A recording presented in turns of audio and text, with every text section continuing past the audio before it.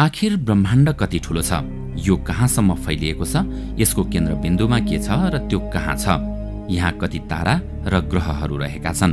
साँच्चै के तपाईले कहिल्यै सोच्नु भएको छ यो ब्रह्माण्ड कति ठूलो छ? दर्शकवृन्द, आउनुहोस् आजको यस श्रृङ्खलामा हामी यस ब्रह्माण्डको यात्रा गर्नेछौँ। आखिर कति ठूलो छ त यो ब्रह्माण्ड? पृथ्वी यो हाम्रो सौर्यमण्डलको तेस्रो ग्रह हो। यसको तारा अर्थात् सूर्य व्यासको आकारमा पृथ्वीभन्दा 109 गुणा ठूलो छ। ब्रह्माण्डमा हाम्रो सौर्यमण्डल नै हामी उत्पत्तिको पहिलो कारक पनि हो। तपाईले कहिलेकाहीँ इन्टरस्टेलर शब्द सुनिरहेको हुनुपर्छ। यसको अर्थ हो हाम्रो सूर्य तथा आसपासका ताराहरू मिलेर एक तारामण्डल बन्दछ र यिनै तारामण्डलहरूलाई इन्टरस्टेलर नेबरहुड भन्ने गरिन्छ। याद राखौं कि सूर्यको आसपासमा जे जति ताराहरू छन् ती सबै ताराहरूमा ग्रहहरू हुने गर्दछन्। जसरी हाम्रो तारा अर्थात् सूर्यका 8वटा ग्रह र कैयौं चन्द्रमा छन्, त्यस्तै गरी अन्य ग्रहहरू तथा ताराहरूका पनि चन्द्रमा र ग्रहहरू हुन्छन्। अनि यस्ता कैयौं तारामण्डलहरू मिलेर एक आकाशगंगा बन्ने गर्दछ। हाम्रो आकाशगंगाको नाम मिल्की वे ग्यालेक्सी हो, जसलाई हामी मन्दाकिनीको नामबाट समेत जान्दछौं। यस आकाशगंगामा हाम्रो सूर्य जस्तै अरबौं ताराहरू छन् र हरेक ताराहरूका आफ्नै ग्रहहरू रहेका छन्। त्यसो भए हाम्रो आकाशगंगा चाहिँ कहाँ छ त? हाम्रो आकाशगंगा र आसपासका आकाशगंगाहरू मिलेर एक लोकल ग्यालेक्टिक ग्रुप बन्ने गर्दछ। यस्तै कैयौं ग्यालेक्टिक ग्रुपहरू मिलेर एक भर्गो सुपर क्लस्टर बन्दछ। यस्तै कैयौं सुपर क्लस्टर मिली एक लोकल सुपर क्लस्टर बन्दछ र यस्तै कैयौं लोकल सुपर क्लस्टर मिलाएर हाम्रो अनन्त ब्रह्माण्डको रचना हुन्छ, जसलाई हामी अब्जर्भेबल युनिभर्स भन्ने गर्छौं।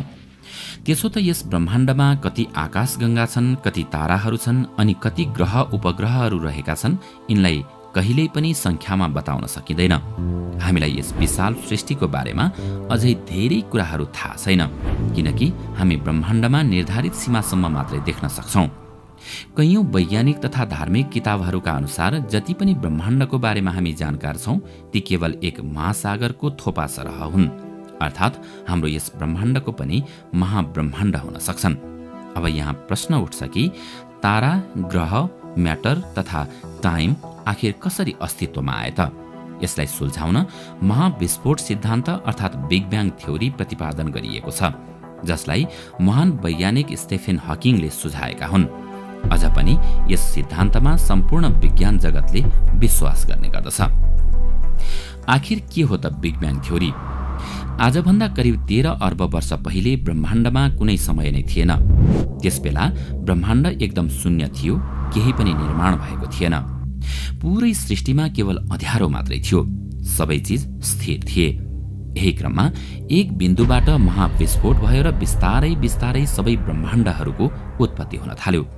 उदाहरणका लागि एक भकुण्डोलाई लियौं र कल्पना गरौं कि त्यसमा सबै आकाशगंगाहरू, समय, तारा र ब्रह्माण्ड लगायतका सबै वस्तुहरू त्यस बलमा समाहित थिए र आजभन्दा करिब 13 अर्ब वर्ष पहिले यही भकुण्ड फुट्दछ र सोहीबाट ब्रह्माण्डमा सबै तत्त्वहरूको निर्माण हुन्छ। हामीलाई थाहा छ हरेक वस्तुको एक केन्द्र हुने गर्छ, चाहे त्यो वस्तु एक सानो कण एटम नै होस् या पृथ्वी नै किन नहोस्।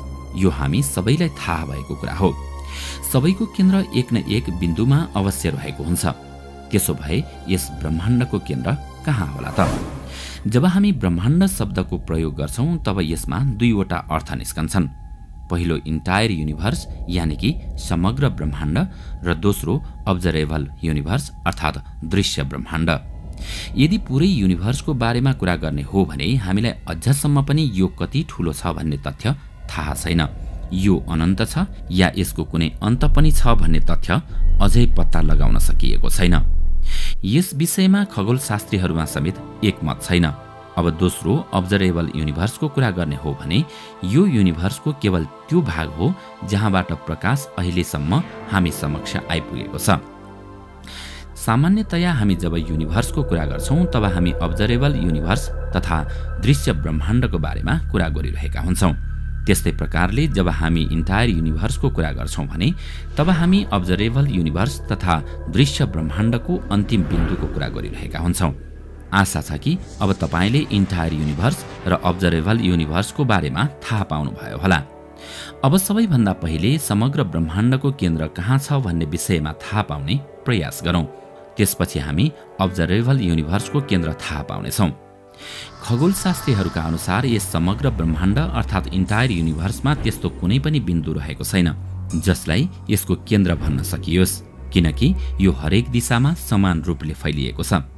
सीधा अर्थमा भन्नुपर्दा यस पुरै ब्रह्माण्डको कुनै केन्द्र छैन, अर्थात् यो अनन्त छ। तर यो कसरी सम्भव हुन सक्छ त?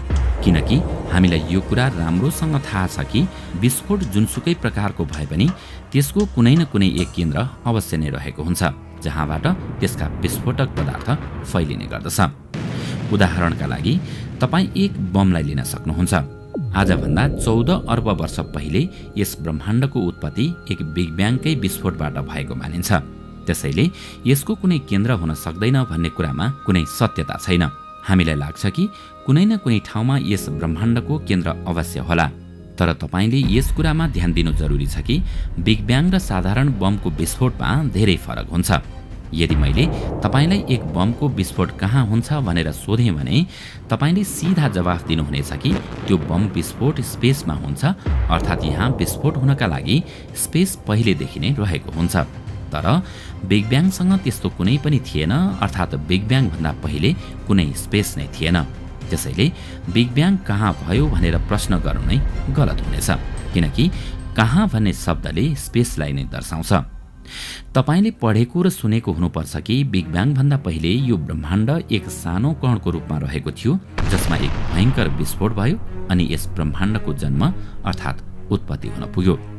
यो सत्य नभएर एक गलत धारणा हो जसलाई बिग ब्याङको बारेमा बुझाउन सजिलो होस् भन्नका लागि मात्रै प्रयोग गरिन्छ। यहाँ सत्य कुरा गर्ने हो भने न बिग ब्याङ एक विस्फोट थियो न एक बिन्दुको रूपमा अवस्थित नै। अब बिग ब्याङ वास्तविक रूपमा के थियो त? अब तपाईँको मनमा लागेको यो जिज्ञासाको समाधान खोजौँ। यस ब्रह्माण्डमा एक निश्चित समयमा अनगिन्ती बिन्दुहरू रहेका हुन्छन् र ब्रह्माण्डको फैलिने गतिका कारण यी बिन्दुहरू बीचको दूरी समेत बढिरहेको हुन्छ। यदि हामी समयमा पछाडि गयौँ भने यी बिन्दुहरूको दूरी पनि क्रमशः घटेर जान्छ र अन्तमा एक यस्तो समय आउनेछ जहाँ यिनीहरूको दूरी नै शून्य हुनेछ। अन्त्यमा हामीलाई यहाँ एउटा मात्रै बिन्दु रहेको महसुस हुनेछ। यो बिन्दु सामान्य रूपले एउटा मात्रै देखिए तापनि यहाँ अनगिन्ती मात्रामा बिन्दुहरू रहेका हुन्छन्। यस बिन्दुलाई पोइन्ट अफ सिंगुलारिटी भनिन्छ। यो बुझ्नु जरुरी छ कि न यहाँ कुनै बिन्दु बनिरहेको छ न कुनै बिन्दु नष्ट नै भइरहेको छ। यहाँ केवल ती बिन्दुहरू बीचको दूरीमा परिवर्तन भइरहेको छ। त्यसैले यस ब्रह्माण्डको निर्माण केवल एक बिन्दु वा कणबाट भएको हुन सक्छ भन्नु गलत हुनेछ। यसको सही विश्लेषण यो हुनेछ कि जहाँ पहिलेदेखि नै अनगिन्ती बिन्दुहरू रहेका थिए ती बिन्दुहरू बीचको दूरी भने शून्य थियो र ती बिन्दुहरू फैलिने क्रम सुरु भयो जो आज पनि जारी नै रहेको छ। यस ब्रह्माण्डको सुरु हुने कुनै निश्चित बिन्दु नभएको हुँदा ती सबै बिन्दुहरूले समान रूपले फैलिन सुरु गरे र यसको कुनै केन्द्र छैन। अझसम्म पनि तपाईँले यस कुरालाई बुझ्न सक्नु भएको छैन भने एक बेलुनको सहयोगले यसलाई बुझ्ने प्रयास गरौँ। मानौ तपाईसँग एउटा खाली अर्थात् हावा नभएको बेलुन छ। त्यसको सतहमा तपाईँले ससाना चिन्हहरू लगाएर ग्यालेक्सीहरू बनाउनु भएको छ। यो बिग ब्याङको समयको ब्रह्माण्डलाई दर्शाइरहेको छ।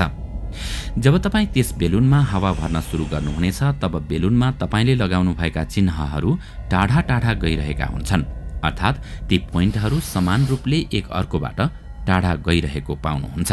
यहाँ पुरै बेलुनले नभएर बेलुनको सतहले हाम्रो ब्रह्माण्डलाई दर्शाउँछ। तपाईँले यस बेला मनमा नै कल्पना गर्नुभयो होला जहाँबाट त्यस बेलुनमा हावा भरिएको थियो त्यही यसको केन्द्र हो।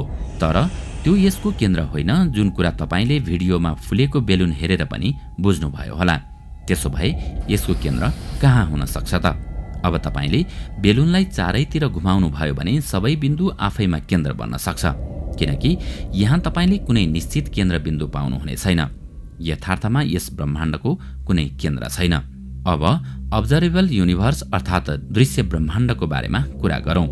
अब्जर्भेबल युनिभर्स समग्र युनिभर्सको त्यो भाग हो जहाँबाट प्रकाश अहिलेसम्म हामी समक्ष आइपुगेको छ। यसको अर्थ यो हुन्छ कि अब्जर्भेबल युनिभर्सको डायमिटर यस कुरामा निर्भर गर्छ कि हामी यस युनिभर्समा कहाँ छौँ।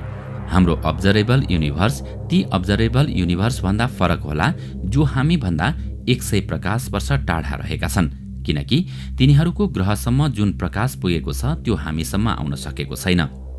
यदि हामीले अब्जर्भेबल युनिभर्सको केन्द्रको बारेमा कुरा गर्यौं भने त्यो पूर्ण रूपले यस कुरामा निर्भर गर्दछ कि तपाईँ अहिले कहाँ हुनुहुन्छ। अर्थात् यदि तपाईँ अहिले पृथ्वीमा हुनुहुन्छ भने यो नै तपाईँको अब्जर्भेबल युनिभर्सको केन्द्र बन्नेछ। यदि चन्द्रमामा हुनुहुन्छ भने त्यो नै अब्जर्भेबल युनिभर्सको केन्द्र बन्नेछ र मङ्गल ग्रहमा हुनुहुन्छ भने त्यो नै केन्द्र बन्नेछ। अब तपाईँको मनमा अब्जर्भेबल युनिभर्स कस्तो होला भनेर सोच्दै हुनुहुन्छ भने आउनुहोस् यसको विषयमा छलफल गरौँ। यहाँ प्रकाश एक सीमित गतिले चल्ने गर्दछ। यसलाई चारैतर्फबाट तपाईँ समक्ष पुग्नका लागि त्यति नै समय लाग्नेछ। अर्थात् हरेक दिशाबाट तपाईँ समक्ष पुग्ने प्रकाशले तपाईँ समक्ष पुग्नका लागि समान दूरी तय गरेको हुनेछ। यदि यताबाट प्रकाशलाई तपाईँसम्म पुग्नका लागि 12 प्रकाश वर्ष लागेको छ भने उताबाट तपाईँसम्म पुग्ने प्रकाशलाई पनि त्यत्तिकै समय लागेको हुनेछ। अर्थात् हामी जहाँ छौँ त्यसलाई केन्द्र मानेर एउटा सर्कल बनायौँ भने हामीले हाम्रो अब्जर्भेबल युनिभर्स सजिलै पाउनेछौँ, किनकि यस ब्रह्माण्डमा तपाईँ हामी जहाँ रहेका छौँ त्यहीँबाट यस अब्जर्भेबल युनिभर्सको गणना गर्दछौँ र त्यही स्थान यसको केन्द्र बन्ने गर्दछ।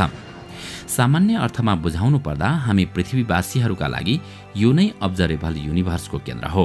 दर्शकवृन्द, आजको श्रृङ्खला तपाईँलाई कस्तो लाग्यो हामीलाई कमेन्टमा अवश्य बताउनुहोला। साथै आजको श्रृङ्खला तपाईँलाई राम्रो लाग्यो भने लाइक तथा सेयर गरी हाम्रो च्यानललाई सब्स्क्राइब गर्न नभुल्नुहोला र साथमा रहेको बेल आइकन पनि थिच्नुहोस् ताकि हामीले अपलोड गर्ने नयाँ भिडियोको जानकारी सबैभन्दा पहिला तपाईँलाई प्राप्त होस्। आजका लागि यति नै। अर्को भिडियोमा अझै रोचक तथ्यहरू लिएर आउने नै छौँ। तबसम्मका लागि बिदा दिनुहोस्। नमस्कार।